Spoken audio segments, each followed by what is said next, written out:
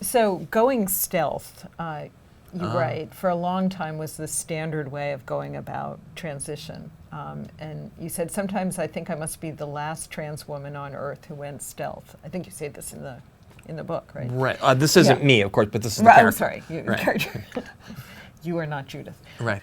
Well, so going stealth is a thing that it used to be they would tell you to do. That you would go through the transition. You'd have whatever surgeries were going to happen. Change your name, and they would tell you to go and move somewhere and start life over without anyone that you've ever known. The idea that people would somehow be able to live their lives without their family, without everything that they'd known, I think was incredibly cruel.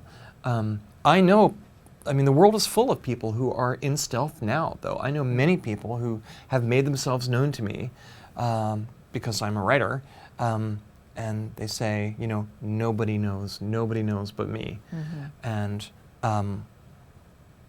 it's certainly not the path that I followed, but a generation of people before me, that was really kind of the standard way. In the book, you have a trans child for whom this is kind of no big deal. Right. And I wondered if you've thought about, you know, the question of whether, do you ever feel, geez, I'm writing a story that is about gender transformation that in some ways will, we hope, I guess, not be recognizable to future generations who have it easy. There's another generation of younger people, as symbolized by this young, he's like a 16-year-old guy, trans guy named Caden, and he's the best friend of our heroine's son, and he's trans. He's out. He came out in middle school. He did his thing, and I wouldn't say his life was without any complications, but generally everyone, even in his little town in Maine, has rolled with it, and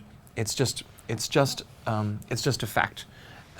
And so it's interesting to me in holding these two generations side by side, or it's almost three generations with me representing the middle generation. But these two experiences side by side, I do think that as time goes by, fewer and fewer people will be in stealth because there will be, I hope, less and less shame, and people will be able to be themselves without apology or explanation. That would be cool if that happened. That'd be wonderful. Right? I mean, there are times when I wish that I had my privacy.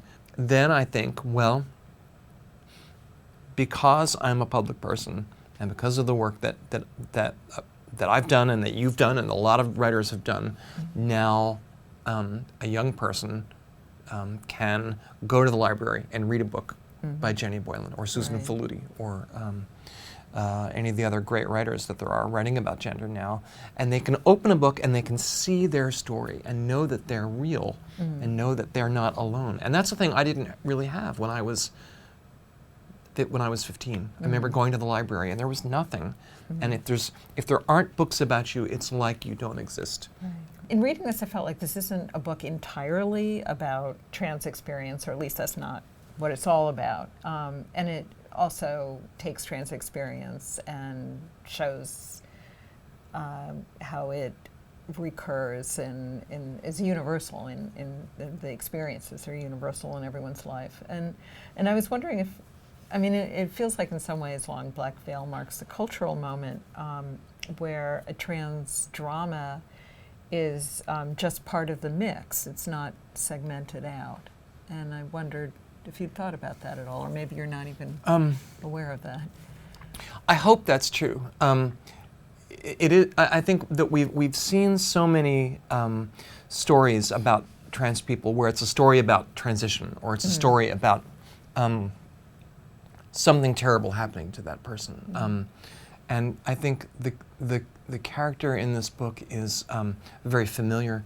She's a person that you would know and recognize, I hope. And she's not defined by her trans experience. I think she's defined by her family, by her job, by the love she has for her husband, by her friends in her little Maine town, by her work. Yeah, journalist.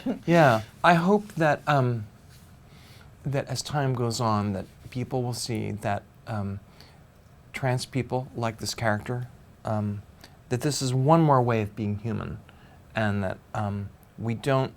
The days in which we need to constantly explain ourselves and justify ourselves and wind up in these kind of crazy conversations in which we have to defend our own humanity. I'm hoping that that is a moment in time that we are now passing through, and that in the future, whether you're trans or anything else, you can be human and still be loved.